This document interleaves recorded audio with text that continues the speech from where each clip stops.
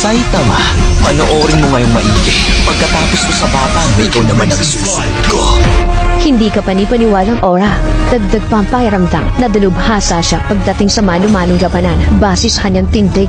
Master, ang lalaking yan ay matagal ka nang minamanmanan. Tatapusin ko na siya ngayon para hindi na siya makapanggulo ulit. Tingin mo ba matatalo ako ng ungas na kagaya mo? Papaano mo ako matatalo? Ikitang napakahina mo lang naman. Itotodo ko sa iyo ang lahat, kaya siguradong tapos ka na ngayon.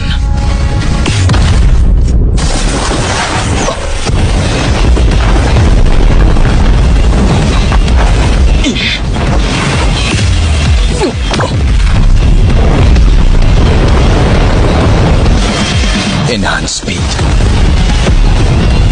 Kumpara sa laban namin nung nakaraan, mas lalo siyang bumilis ngayon. Hindi kaya nagpalit na naman siya ng parte? Pambihira, hindi ko na sila makita.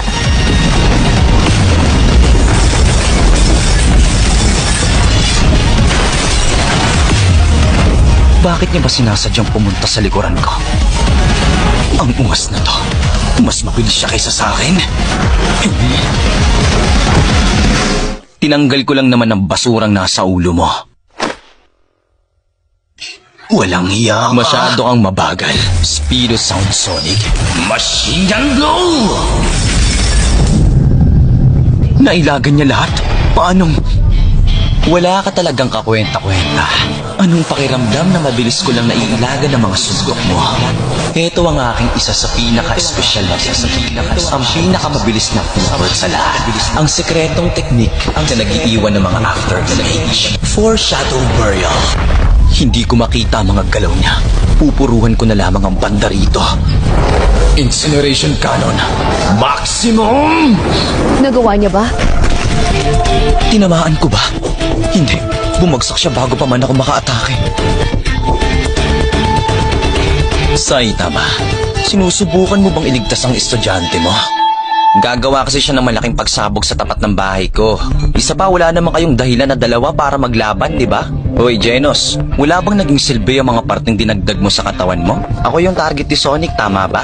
Masyado ka nang nanggugulo, kaya hayaan mong makipaglaro ako sa'yo ng kaunti. Sumugod ka na. Matagal ko nang hinihintay ang pagkakataong ito. Ang inimbento kong teknik para paslangin ka. Ipapakita ko sa'yo. Sige, ipakita mo. Ang ultimate skill ko, 10 Shadow Burial. Ano?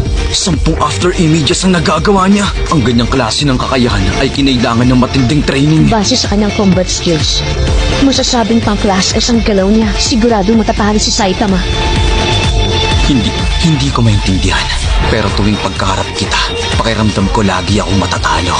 Kung wala akong paraan para matalo ka, paniguradong hindi rin ako makakausad. Serious series.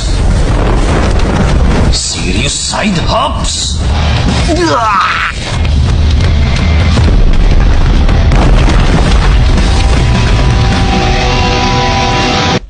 Anong ginawa mo? Tumalon lang ng kaliwat kanan tapos mabilis. Ganun lang. Buisit. Isa yung shockwave at nakabuo ng hindi mabilang na after image. Mas mabilis siya sa akin. Sa susunod. Ang pinakamalakas na mandirigma ng planetang ito. Ramdam kong walang limitasyon ang enerhiya niya.